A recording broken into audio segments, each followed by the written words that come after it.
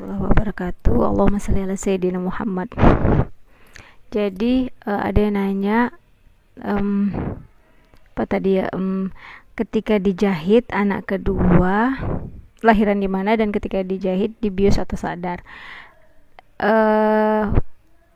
Di sadar nggak dibius karena masih Allahu Akbar gitu.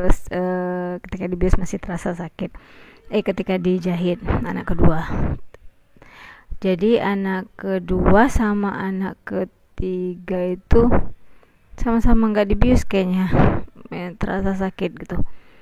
Pokoknya masih terasa sakit.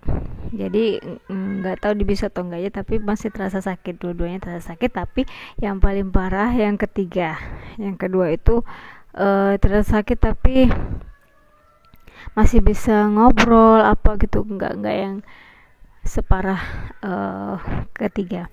Kemudian lahiran di mana? Anak kedua lahiran di Mesir, alhamdulillah, di Hukumah kalau nggak salah ya, Hukumah di Ain Syams. Kan ada dua tuh, ada yang di bawah, ada yang di atas. Lahiran yang di bawah yang itu tuh Hukumah yang karena itu yang nerima, awalnya maunya di atas, lahiran di atas alias berbayar sekian ribu. Saya maunya di atas, tapi pengennya normal. Tapi kalau mau normal di atas nggak bisa, mau normal silakan di bawah gitu. Jadi mau nggak mau, karena udah kebelet, aduh kontraksinya udah dahsyat banget. Saya beraniin diri bismillah di bawah walaupun nggak pengen. Ya di bawah seperti yang saya bilang itu tadi, nggak dikunjungi, suami nggak bisa masuk, pulangnya bisa jam 12 gitu. Ya nantilah ya kronologisnya, semoga ada pertanyaan yang membuka ke arah menceritakan pengalaman yang bagaimana lahiran kedua di Mesir itu prosesnya. Kemudian trimester pertama atau ketiga apa yang dilakukan. Kalau Fatima, memang saya beda sama yang ketiga ini.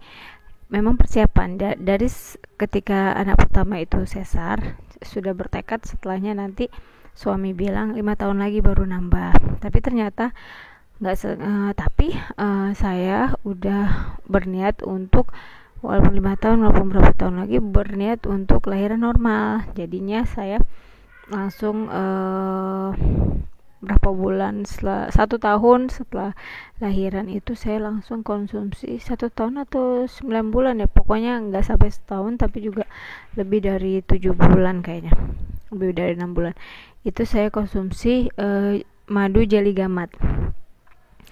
Itu konsumsi madu jeli gamat untuk mempercepat proses penyembuhan, termasuk rebusan sayuran, rebusan makanan, benar-benar dijaga yang minyak enggak dulu, karena kan memang setelah lahiran sesar sakit ya, gitu. Terlalu rebus sehari itu 6 butir apa 8 butir, tapi terkadang 4 butir gitu karena enggak kuat.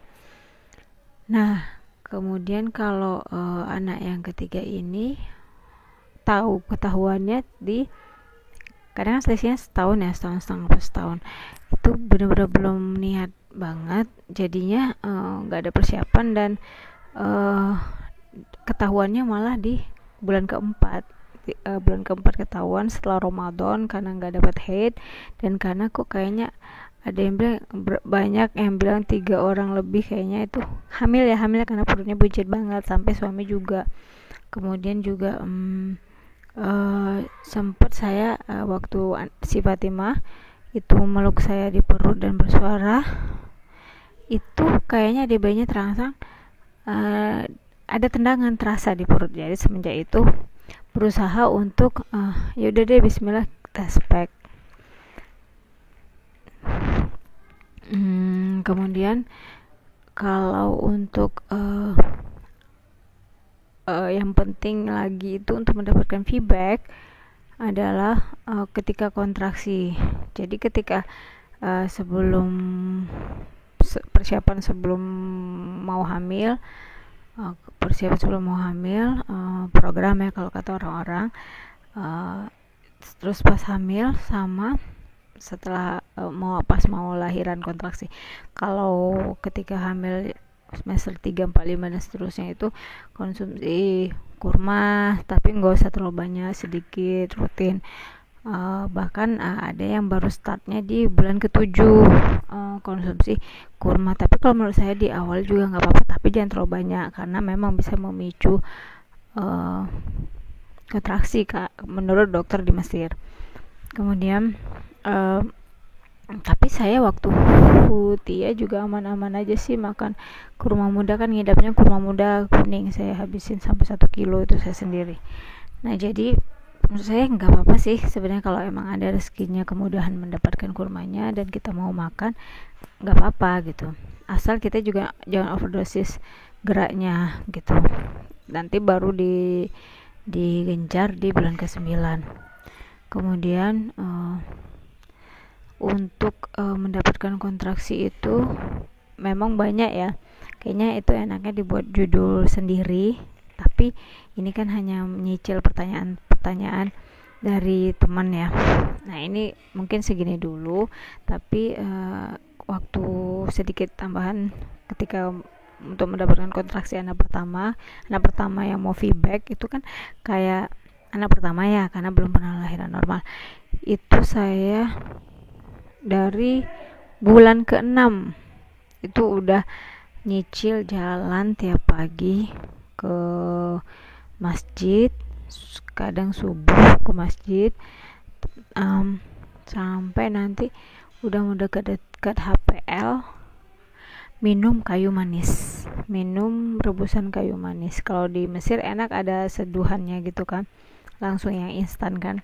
Nah itu saya pakai yang itu, tapi kalau ada bubuk kasih bubuk nggak apa-apa, kalau ada kayunya kasih kayunya nggak apa-apa, rebus, yang penting minum kayu manis. Waktu yang kedua juga, yang feedback yang kedua yang anak ketiga si Khadijah, itu saya minum rebusan kayu manis, baru dia ini apa ya, keluar tanda flag, dan kemudian sehari setelahnya atau 2 hari setelahnya itu langsung kontraksi besar datang. Tapi memang nggak kayak gitu aja, ada rangsangan-rangsangan yang lain gitu ya. Itu aja dulu. Alhamdulillah, semoga bermanfaat ya enaknya.